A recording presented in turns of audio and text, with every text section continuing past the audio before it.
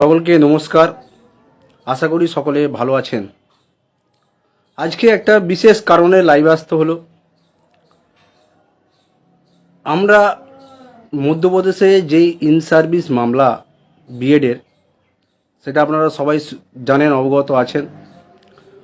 প্রথমে আমরা সেই ইন সার্ভিস বিষয়ে আমরা আমাদের ঐক্যমঞ্চ স্ট্যান্ড ছিল যে আমরা ইন সার্ভিস বিষয়ে কোনো কেসে যাব না বা কোনো এতে যাব না। সাধারণ প্রার্থীরাও চেয়েছিল, অনেকে বিভিন্ন মিটিং থেকে শুরু করে বিদেশ থেকে শুরু করে আমাকে অনেকেই ফোন করেছিল। সাধারণ প্রার্থীদের একটা আমাদের ডিএডের পক্ষ থেকে যাওয়ার একটা ইচ্ছা ছিল। আমরা এই যে মধ্যপ্রদেশের যে মামলাটা ছিল ইন সার্ভিস, সেখানে কিন্তু আমরা ওয়াচ করছিলাম, আমরা দেখছিলাম যে মামলাটার পজিশনটা কি। যদি পশ্চিমবঙ্গ থেকে কোনো বিএড যায় তাহলেই আমরা সেখানে ইন্টারফেয়ার করব, সেই মতো আমরা ওয়াচ করছিলাম। আমরা দেখলাম যে 20 তারিখে 20/3/2024 বিএডের মানে ইন সার্ভিস যে মধ্যপ্রদেশের কেস আছে, সেখানে বিএডরা আইএ ফাইল করেছে। তার আইএ ফাইল নাম্বার হচ্ছে 75293/2024, 75313/2024। যখন আমরা দেখলাম যে না বিএডরা আইএ ফাইল করেছে, তখন আমরা কি করলাম, তড়িঘড়ি করে আমরা লয়ার প্যানেলের সঙ্গে যোগাযোগ করলাম। কারণ এটা আমাদের যেতে হবে, সেখানে বিএডদেরকে ফাঁকা মারে গোল দেওয়া দিতে যাবে না। আমাদের স্বার্থ কোনো রকম যদি বিঘ্নিত হয়, তার জন্য আমরা তড়িঘড়ি করে লয়ার প্যানেলের সঙ্গে যোগাযোগ করলাম। লয়ারের কথা মতো আমরা সমস্ত কিছু ব্যবস্থা গ্রহণ করলাম। অনেকেই বলছে ঐক্যমঞ্চ আগে সিদ্ধান্ত নেয়নি কেন? ঐক্যমঞ্চ হুটহাট করে কোনো সিদ্ধান্ত নেয় না। ঐক্যমঞ্চ ভেবে চিনতে সবার মতামত নিয়ে তারপরেই যে কোনো সিদ্ধান্ত হয়। এটা আপনারা জানেন যে আমি হুট করে একটা সিদ্ধান্ত নিয়ে চলে গেলাম, তারপরে পরবর্তী ক্ষেত্রে কী হবে না হবে সেই চিন্তা করলাম না। এটা কিন্তু ঐক্যমঞ্চ করে না। আর যারা করে করুক, ঐক্যমঞ্চ করে না, এটা আপনাদের প্রথম থেকেই বলে দিলাম। তাই 1 তারিখে যে বিএডরা এখন আইএ ফাইল করেছে, তারা গিয়ে যদি কোনো একটা রায় আনতে পারে, তাহলে কিন্তু আমাদের সমস্ত ডিএলএডদের, পশ্চিমবঙ্গের যারা বেকার 2022 স্টেট পাস আছে, তাদের স্বার্থ বিঘ্নিত হবে, চাকরি পাওয়াটা অনিশ্চিত হবে। তাই তাদেরকে ডিফেন্ড করার জন্য, তারা যে যুক্তি দেবে, সেই যুক্তিকে খণ্ড করার জন্য আমরা যে বঞ্চিত, প্রতারিত, 11ই আগস্ট সুপ্রিম কোর্টে বিএড বাতিল, সেই রায়কে কার্যকর করার জন্য, যেহেতু বিএড বাতিল, তাহলে বিএডদের সার্টিফিকেট, তাদের টেট পাসের যে ক্যান্ডিডেট নেচার, সেই নেচার বাতিল করার জন্য আমরা আমাদের পক্ষ থেকে সুপার সিনিয়র লয়ার দেবো বলে আমরা লয়ারের সঙ্গে আলোচনা করে আমরা সেই মতো প্রস্তুতি শুরু করে দিয়েছি। এবং এর জন্য আমরা অ্যাডমিন প্যানেলে মিটিং করেছি, টেলিগ্রামে মিটিং করেছি। সবার মতামতকে আমরা গুরুত্ব দিয়ে বিচার করে আমরা এই সিদ্ধান্ত নিয়েছি। তার জন্য একটা হিউজ পরিমাণ ফান্ড দরকার, সেটা আপনারা জানেন। বিএডরা বড় লয়ার নামাচ্ছে, মনু সিংভি, পাটিয়ালি স্যার, আরও অনেক বড় লয়ার লাগাচ্ছে 1 তারিখে। তাই আমাদেরকেও তেমন লয়ার দাঁড় করাতে হবে, যাতে আমাদের আমাদের ডিএলএডদের স্বার্থ যাতে অক্ষুণ্ণ থাকে। যদি বিএডরা যদি না আমরা লয়ার দিতাম, তাহলে বিএডরা যদি কোনোভাবে একটা রায় আনতে পারতো সুপ্রিম কোর্ট থেকে, তাহলে সেটা সর্বভারতীয় ক্ষেত্রে কার্যকর হয়ে যেত। তখন আমরা হাইকোর্ট থেকে বিএড সার্টিফিকেট বাতিলের যে মামলাটা করা আছে, তাতে সেটা কার্যকর হতো না। তাই আমরা যদি সুপ্রিম কোর্ট থেকে বিএড সার্টিফিকেটের বাতিলের একটা কিছু রায় আনতে পারি, তাহলে হাইকোর্টের যে মামলাটা করা আছে সেটা খুব সহজ হয়ে যাবে, ইজি হয়ে যাবে।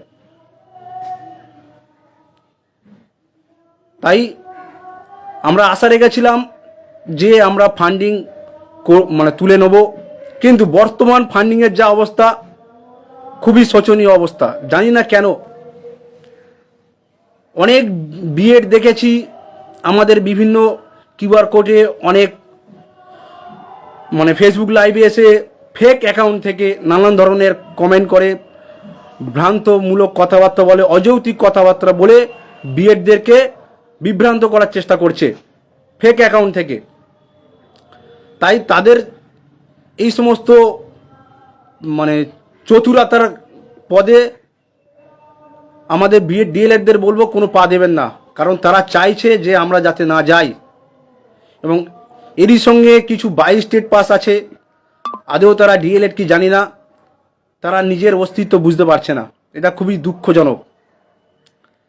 আমরা কেন মানে সুপ্রিম কোর্টে যাচ্ছি সেটাকে সবাই শিক্ষিত, সবার বিচার বোধ আছে, সবাই সেটাকে আগে অনুভব করুন। এই যে আমরা ডিএলএড করেছি 2 লাখ 3 লাখ টাকা দিয়ে খরচা করে, কারুর জায়গা বিক্রি করে, কারুর বাবার শেষ সম্বল জায়গা বিক্রি করে, কারুর গয়না বিক্রি করে, কেউ ব্যাংক থেকে লোন নিয়ে আমরা ডিএলএড করেছি। আজ আমরা 22 স্টেট পাস করেছি। শুধু ইন্টারভিউ হলেই আমাদের চাকরি সুনিশ্চিত, কিন্তু সেই চাকরির পথে একমাত্র বাধা হচ্ছে বিএড। তাই এই বিএড নামক বিভীষিকাকে আমাদের সমূলে উৎখাত করতে হবে। তার জন্য আমাদের 1 তারিখে সুপার সিনিয়র অ্যাডভোকেট দিয়ে লড়াই করতে হবে। আপনারা সকলেই জানেন যে আমরা প্রায় 1.5 লাখ পাস করেছিলাম, তার মধ্যে বিএড 11 আগস্ট রায় বাদ গিয়ে এখন আনুমানিক পড়ে আছি 25 থেকে 30 হাজার। তাহলে যদি পুনরায় বিএড আসে, তাদের যে একাডেমিক সেটা আপনারা ভালো করেই জানেন। তাহলে আপনার যে স্বপ্ন, আপনি যে তিলে তিলে স্বপ্ন দেখছেন যে বাবা মায়ের চাকরিটা পেয়ে বাবা মায়ের মুখে হাসি ফোটাবেন, বাড়ির দায়িত্ব নেবেন, মা বাবার দায়িত্ব নেবেন, সমাজে মাথা উঁচু করে বাঁচবেন, সেই স্বপ্ন আপনার পূর্ণ হবে তো? আপনি সুশিক্ষিত, মেধা সম্পন্ন, আপনি নিশ্চয়ই বোঝেন জিনিসটা। তাই সকলকে কাছে অনুরোধ করছি, সময় থাকতে সময়ের গুরুত্বটা বুঝুন। যদি একবার কোনো প্রকারে বিএডরা যদি রায় আনতে পারে, তাহলে কিন্তু আমাদের সব শেষ, আমরা চাকরি পাবো না। তাই আপনাদেরকে বারে বারে অনুরোধ করা হচ্ছে যে আপনারা ফান্ডিংটা দিন। এখনো পর্যন্ত আমাদের পর্যাপ্ত ফান্ডিং নেই। সুপ্রিম কোর্টে গেলে হাইকোর্টে যা খরচ হয় তার 5-6 গুণ খরচ হয়, এটা আপনারা জানেন। তাই ফান্ডিং করতে কেন এত অনীহা? আমরা তো সবার স্বার্থে যাচ্ছি। আপনারা কি চান যে বিএডটা চলে আসুক? আপনারা কি চান যে আপনার চাকরিটা বিএডটা ছিনিয়ে নিয়ে চলে যাক? আপনি কি চান যে তিলে তিলে যে কঠোর পরিশ্রম করে আজ 22 স্টেট পাস করেছেন, সেই স্বপ্ন, সেই মানে বুকে যে স্বপ্ন বেঁধেছেন, স্বপ্নের আশা দেখেছেন, সেই স্বপ্ন ভেঙে যাক? আপনি কি চান যে সেই ফেব্রুয়ারি মাস থেকে তিল তিল করে গড়ে ওঠা একের পর এক আন্দোলন, একের পর এক সংগ্রাম, বিভিন্ন জায়গায় ডেপুটেশন থেকে শুরু করে সব কিছু যে পরিশ্রম করেছেন, সেই পরিশ্রম বিফলে যাক? তবে কেন এত অনীহা? হ্যাঁ, অনেকের ফান্ডিং সমস্যা হয়। সামান্য মানে 1500 টাকা চাকরি পাওয়ার স্বপ্নের কাছে কিছু নয়। যখন 37,000 টাকা মাইনে পাবেন না, তখন এই 2,000 টাকার কথা মনে থাকবে না, বা 500 টাকা ফান্ডিং দিচ্ছে তার কথা মনে থাকবে না। তাই এখনো সময় আছে। 1 তারিখে আমরা পর্যাপ্ত ফান্ডিং উঠলে তবেই আমরা সুপার সিনিয়র লয়ার দিতে পারবো। কারণ আমরা সব বেকার, আমরা কোথা থেকে দেবো? সকলে মিলে 10 জন মিলে যখন এক জায়গায় থাকবে, তখনই একটা বড় কিছু করে দেখানোর সম্ভাবনা থাকে। গুটি কত মিলে আমরা কিছু করতে পারবো না। আমরা জানি আপনার সবাই আমাদের পাশে আছেন, শুরু থেকেই, আজও আছেন। দয়া করে ফান্ডিংটা দিন। ফান্ডিংয়ের অবস্থা এখন বর্তমানে আজকে খুবই খারাপ। আমরা যে আশা করেছিলাম তার থেকে কয়েক গুণ খারাপ।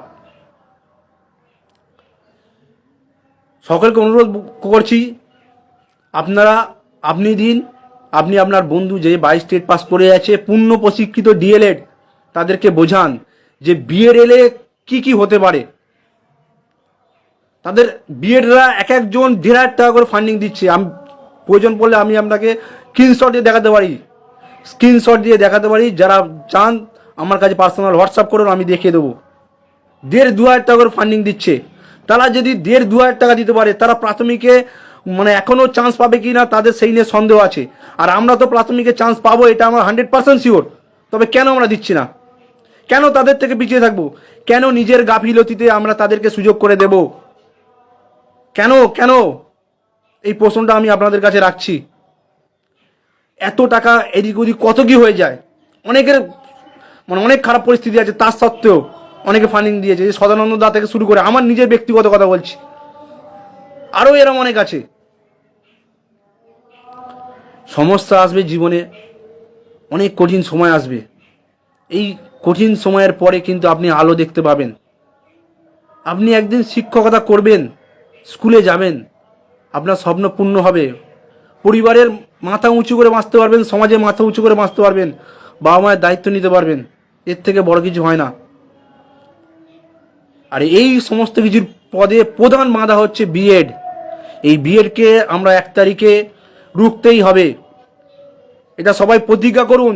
যার যত সামর্থ্য আছে আপনারা ফান্ডিং করুন। সুপ্রিম কোর্টে লড়তে গেলে কত টাকা ফান্ডিং করতে হবে সেটা আপনারা হবু শিক্ষক, আপনাদের বাস্তব বোধ আছে, আপনাদেরকে বলতে হবে না আশা করি। আর আমরা 2022 প্রাথমিক ডিএলএড ঐক্যমঞ্চ আগেও বলেছি, এখনও বলছি যে আমরা যে কোনো সিদ্ধান্ত নিই অনেক ভেবেচিন্তে নিই, অনেক মানে বিচক্ষণতার সঙ্গে নিই, অনেকের সঙ্গে আলোচনা করে নিই। হুটহাট করে কোনো সিদ্ধান্ত আমরা নেই না। অনেকে আমাকে SMS করে, দাদা অন্য গ্রুপ সিদ্ধান্ত নিল, আপনারা এত দেরি করলেন কেন? কিন্তু আপনি শিক্ষিত, আপনি আপনার মধ্যে বাস্তব বোধ আছে, আপনি নিশ্চয়ই বুঝতে পারেন যে কারা ভেবেচিন্তে সিদ্ধান্ত নেয়, কারা সঠিক পদক্ষেপ নেয়, কারা মানে সব কিছু বিচার বিবেচনা করে সবার মতামত দিয়ে গুরুত্ব সহকারে বিবেচনা করে কারা সিদ্ধান্ত নেয়। আর তাই জন্যই আমাদের পাশে আপনারা আছেন। সেই জন্যই সবাই ঐক্যমঞ্চকে ভালোবাসে, ঐক্যমঞ্চকে আবেগের সঙ্গে ঐক্যমঞ্চকে দেখে। সকলকে বলছি, আপনারা যদি চান যে বিএডকে আটকাতে, তবে এখন আমাদের এই লড়াই, সকলের লড়াই, এই লড়াইয়ে সামিল হল। অবিলম্বে আজকের মধ্যে ফান্ডিং করুন। 1 তারিখ, আজ হয়ে গেল 23 তারিখ, আজ 23 তারিখ হয়ে গেল। আজকের মধ্যে সবাই, আশা করি সবাই ফান্ডিং করবেন। যার যতটা সামর্থ্য আছে সুপ্রিম কোর্টে যাব সেটা মাথায় রেখে বিবেচনা করে ফান্ডিং করুন। আর বিএডরা এলে কী কী ক্ষতি হবে? প্রথমত, তাদের একাডেমিক আমাদের থেকে অনেক হাই। তারা 1.5 লাখ পাস করেছিল, তাদের সংখ্যাটা সবচেয়ে বেশি ছিল। তারা যদি চলে আসে, আমাদের মানে যারা ডিএলএড, যাদের একাডেমিক একটু কম আছে, 20, 22, 24, 25, 26, তাদের কিন্তু চাকরি পাওয়াটা অনিশ্চিত হয়ে যাবে। তাদের স্বপ্নটা কিন্তু ভেঙে যাবে। পরিষ্কার কথা বলছি, এটা বাস্তব হলেও এটা কিন্তু সত্য। এটা শুনতে খারাপ লাগলেও এটা সত্য, কারণ বিএডদের একাডেমিক প্রচুর হাই। দ্বিতীয়ত, আপনার হকের চাকরিটা আপনার গাফিলতির জন্য আপনি তাকে সুযোগ করে দিয়েছেন যে আয় আমার চাকরিটা, আমি তো কেয়ার করছি না, আমার চাকরিটা তুমি নিয়ে চলে যাও। এটা কি আপনি চান যে আপনার চাকরির দোরগোড়ায় এসে দাঁড়িয়ে আছেন? ইন্টারভিউ হলে আমরা যা আছি, এই 5ম শ্রেণী অ্যাড হয়ে যাচ্ছে, তাহলে আমাদের কিন্তু সকলের চাকরি পাওয়া একটা সুনিশ্চিত আছে। আর এইটাই 2022 প্রাথমিক ডিএলএড ঐক্যমঞ্চে সেই শুরু থেকে আজ অবধি এখনও বলছি, সকলের চাকরি পাওয়া কিন্তু ঐক্যমঞ্চের একটা স্বপ্ন, একটা উদ্দেশ্য, যে সকলে চাকরি পাবে, সবাই হাসবে, এটাই আমাদের স্বপ্ন। সকলকে করজোরে করে অনুরোধ করছি, বিষয়টা বুঝুন। সময় কারোর জন্য অপেক্ষা করে না, সময়ের কাজ করতে হয়। অনেক কষ্ট করে ডিলেট করেছেন, জমি বিক্রি করেছেন, বাবা মায়ের শেষ সম্বলটুকু বিক্রি দিয়েছেন, বিসর্জন দিয়েছেন। শুধু একটা একটা চাকরির আশায়, একটা চাকরির আশায় তিল তিল করে দাঁতে দাঁত চেপে, মানে পরিবারে অনেক হেনস্থার শিকার করে, সমাজের হেনস্থার শিকার হয়ে আপনারা আছেন। আমি সব বুঝি, আমিও অনেক কষ্ট করে আছি, অনেক কষ্ট করে, মানে দাঁতে দাঁত চেপে অনেক, মানে লাঞ্ছনা, মানে অপমান সহ্য করে আজ আছে। শুধু একটা চাকরি পাবো এই স্বপ্ন দেখছি, স্বপ্ন নিয়ে বেঁচে আছি। এই স্বপ্ন যদি কোনো বিএড নিয়ে চলে যায়, আমার চাকরিটা যদি কেউ নিয়ে চলে যায়, তাহলে তাহলে কোথায় আমার ভবিষ্যৎ থাকবে চিন্তা করুন। এতদিনের যে পরিশ্রম সব বৃথা হয়ে যাবে। আমার মতো এরকম অনেক ছেলে আছে যে খাওয়া হয় না ঠিক মতো, পরিবারের আর্থিক অবস্থা খুবই খারাপ, মাথার ওপর বোন আছে, বাবা মা কোনো রকমের সংসার সামাল দিচ্ছে, 33 বছর বয়স হয়ে গেল, আরো বয়স, ইনকাম করতে পারছে না, মাথার ওপর অনেক বোঝা, তবু সে দাঁতে দাঁত চেপে পড়ে আছে শুধু একটা স্বপ্নের আশায় যে ইন্টারভিউ হবে, আমরা চাকরিটা পাবো। সেই স্বপ্নটা যদি কোনো বিএড নিয়ে চলে যায়, আপনার ন্যায্য অধিকার থেকে কেউ যদি বঞ্চিত করে, তাহলে আপনি সেটা পারবেন তো সহ্য করতে? কষ্ট হয়, বুকে অনেক কষ্ট, অনেক যন্ত্রণা। কেন আমি এখানে সেখানে যাই, এখানে সেখানে কেন ছুটি? আমার তো জানেন আমি ফিজিক্যাল হ্যান্ডিক্যাপ, আমার কার্ড আছে, আমি শারীরিক প্রতিবন্ধী, কিন্তু তবু যাই। কারণ যদি কিছু তাড়াতাড়ি হয়, যদি কিছু তাড়াতাড়িভাবে সরকারের চাকরিটা হয়, আমারও দরকার, আপনাদের দরকার, সবার চাকরি দরকার। দয়া করে সময়ের গুরুত্বটা বুঝুন। 1 তারিখে আমাদের লয়ার নামাতে হবে। আর সুপ্রিম কোর্টে যদি আমরা যদি ফান্ডিং যদি না ভালো করতে পারি, কি করে লয়ার দেবো ভালো? আমরা বেকার, গাঁটের পয়সা মানে আমাদের নিজেদেরই চলে না, কি করে আমরা লয়ার দেবো বলুন? সবার উদ্দেশ্য তো আমরা এই একটা মহাযজ্ঞ কর্মসূচি নিয়েছি। আমরা লয়ারের সঙ্গে আলোচনা করেছি, আমাদের অনেক পয়েন্ট আছে। তিনি বলেছেন 1 তারিখে তোমরা দাঁড়াও।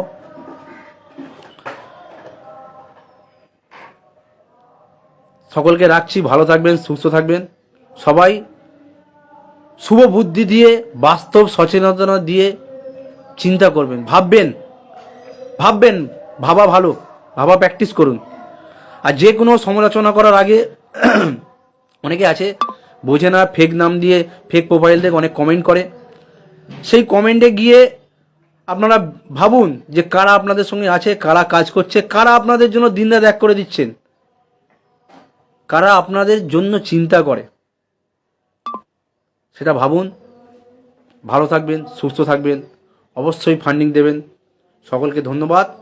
আর ঈশ্বরের কাছে প্রার্থনা করি আমাদের 22 স্টেট পাসদের সবার চাকরি হোক, খুব শীঘ্রই আমাদের ইন্টারভিউ নোটিফিকেশান আসুক, আগামী বছরের মধ্যে আমরা যাতে সকলেই স্কুলে যেতে পারি। ধন্যবাদ সকলকে, ভালো থাকবেন।